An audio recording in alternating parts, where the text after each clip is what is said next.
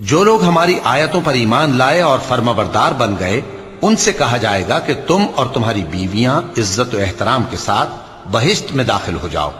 उन पर सोने की तश्तरियों और प्यालों का दौर चलेगा और वहां जो जी चाहे और जो आंखों को अच्छा लगे मौजूद होगा।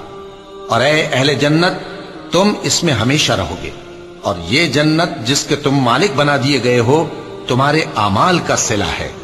यहां तुम्हारे लिए बहुत से मेवे हैं जिनको तुम खाओगे, और गुनाहगार यानी कुफ्फार हमेशा दोज़ख के अजाब में रहेंगे, जो उनसे हल्का न किया जाएगा और वो उसमें नाउम्मीद होकर पड़े रहेंगे।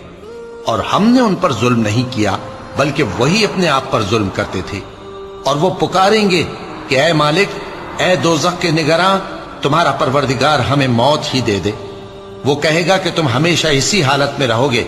हम तुम्हारे पास हक लेकर पहुंचे, लेकिन तुम में से अक्सर हक से नाखुश होते रहे।